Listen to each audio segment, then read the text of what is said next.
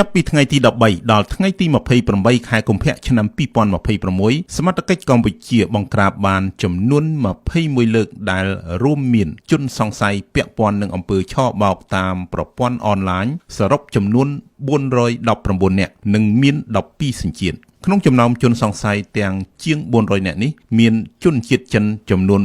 273នាក់ខ្មែរចំនួន50នាក់និងជនបរទេសសញ្ជាតិផ្សេងមួយចំនួនទៀតនេះបើតាមលោកទូចសុខៈអ្នកនាំពាក្យរងក្រសួងមហាផ្ទៃ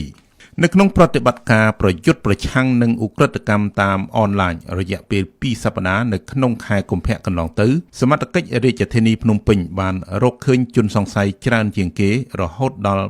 292នាក់រួមមាន11សញ្ជាតិក្នុងនោះមានជនជាតិចិនរហូតដល់189នាក់និងជនសង្ស័យបន្ទាប់មានជនជាតិខ្មែរចំនួន49នាក់ក្រៅពីរាជធានីភ្នំពេញសមត្ថកិច្ចក៏បានរកឃើញជនបរទេសសង្ស័យមួយចំនួនទៀតដែរនៅក្នុងខេត្តស្វាយរៀងកំពតបន្ទាយមានជ័យបាត់ដំបងសៀមរាបនិងខេត្តត្បូងឃ្មុំជាមួយគ្នានេះសមត្ថកិច្ចកម្ពុជាបានត្រួតពិនិត្យរដ្ឋបាលលើជនបរទេសរស់នៅប្រមូលផ្ដុំបានចំនួន1397ទីតាំងនៅតាមបណ្ដាខេត្តចំនួន9រួមមានខេត្តបាត់ដំបងកំពង់ចាមកំពតកណ្ដាលក្រចេះភ្នំពេញកែបឧត្តរមានជ័យនិងខេត្តត្បូងឃ្មុំដែលមានមនុស្សចំនួន12715នាក់ក្រៅពីនេះសមត្ថកិច្ចកម្ពុជាក៏មានវិធានការរដ្ឋបាលតាមដងផ្លូវដែរតាមលោកទូចសុខៈដដែលសមត្ថកិច្ចបានដាក់គោលដៅត្រួតពិនិត្យយានយន្តដឹកជនបរទេសសង្ស័យជន្លៀសខ្លួនចំនួន15លើកនៅក្នុងខេត្តចំនួន3គឺខេត្តបន្ទាយមានជ័យកោះកុងនិងខេត្តកំពង់ឆ្នាំងជនបរទេសមួយចំនួនក្នុងចំណោមជនបរទេសប្រមាណ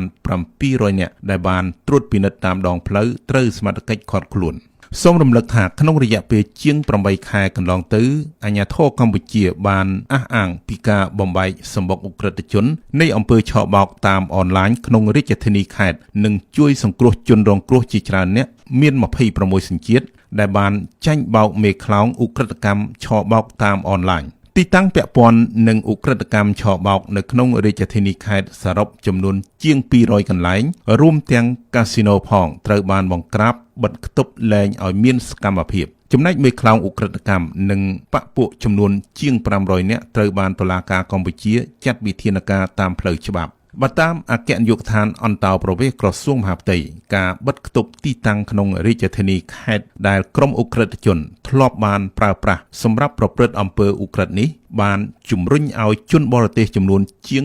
220000នាក់ស្ម័គ្រចិត្តចាកចេញពីកម្ពុជាគិតចាប់ពីថ្ងៃទី13ខែមករាដល់ថ្ងៃទី26ខែកុម្ភៈឆ្នាំ2026ក្នុងនោះមានជនជាតិចិនវៀតណាមឥណ្ឌូនេស៊ីឥណ្ឌាបង់ក្លាដេសនិងប៉ាគីស្ថាន